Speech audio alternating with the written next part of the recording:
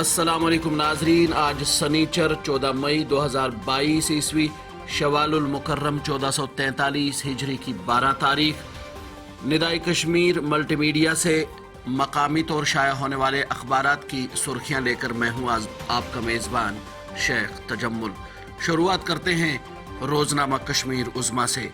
چاڈورہ بڑگام میں ایک پنڈت سرکاری ملازم کی ہلاکت کے خلاف کل ہوئے احتجاج کی خبر کو آج سبھی اخبارات نے اپنے پہلے صفحے پر شائع کرتے ہوئے شہ سرخیوں میں جگہ دی ہے۔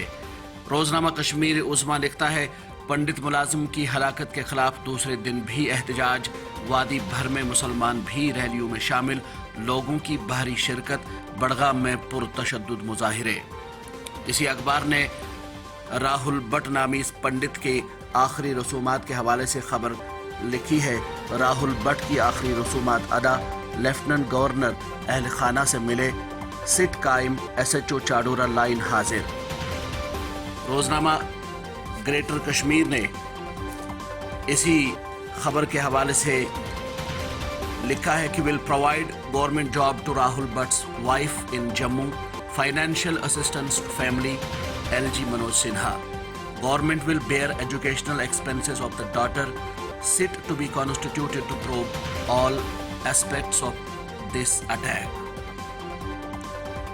روزنامہ تامل ارشاد نے حد بندی کے حوالے سے ایک خبر کو شہ سرخی کے طور پر شائع کرتے ہوئے لکھا ہے کہ حد بندی کمیشن کی تشکیل کو چیلنج کرنے والی عرضی سپریم کورٹ میں سماعت، مرکزی حکومت، جموں کشمیر انتظامیہ اور الیکشن کمیشن کو نوٹس، 6 ہفتوں کے اندر جواب طلب، اگلی سنوائی 30 اگست 2022 کو مقرر۔ اسی اخبار نے ایک اور خبر کو شہ سرخی کے طور پر شائع کرتے ہوئے لکھا ہے کہ حد بندی کے لیے آبادی اہم مگر واحد معیار نہیں، حد بندی کے ساتھ بہت سارے مسائل تھے جن کو درست کیا گیا، سشیل چندرا۔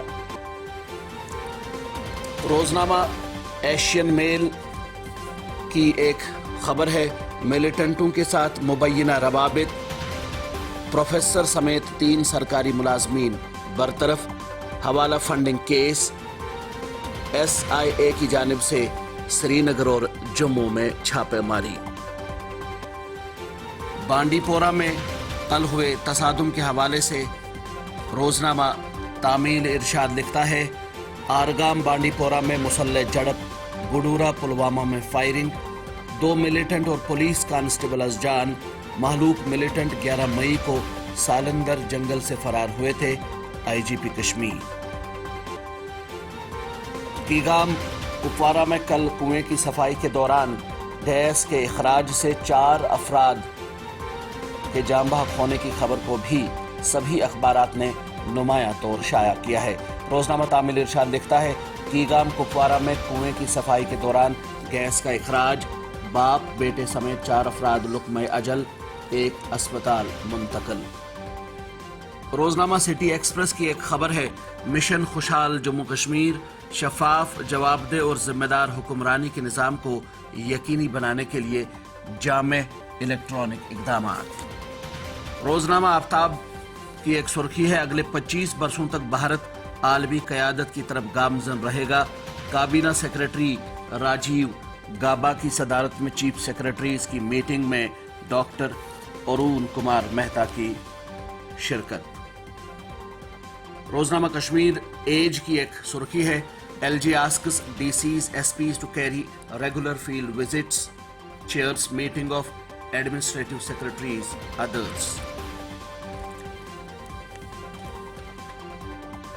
سری نگر ٹائمز کی ایک سرخی ہے، تمام طبقات کے لیے سستی اور قابل رسائی صحت دیکھ بھال ہماری اولین ترجیح، لیفٹننٹ گورنر کا سوپور کے سب ڈسٹرکٹ اسپتال کا دورہ اور سہولیات کا لیا جائزہ۔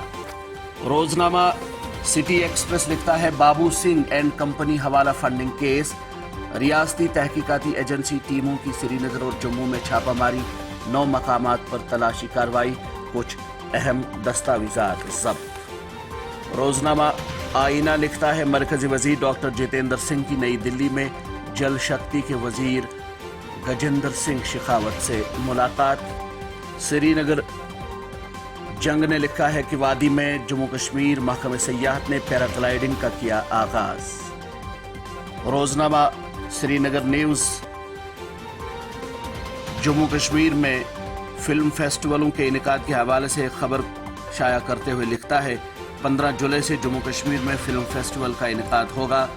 सरकार का वादी में बंद पड़े कई सिनेमा हॉलों को खोलने पर गौर। नितेश्वर कुमार। आतिशज़दगियों की पुरअसरार वारदात के हवाले से यही अखबार रकम तराज है कि कश्मीर में आतिशज़दगियाँ मामूल की लापरवाही, तखरीबकारी या गैर मामूली सूरत हाल का पेशकीमा।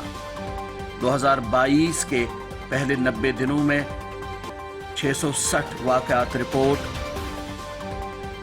तकरीबन 350 करोड़ रुपए की इमलाक तबाह। ये थी मकामी तौर शाया होने वाले अखबारात से ली गई चंद सुर्खियाँ।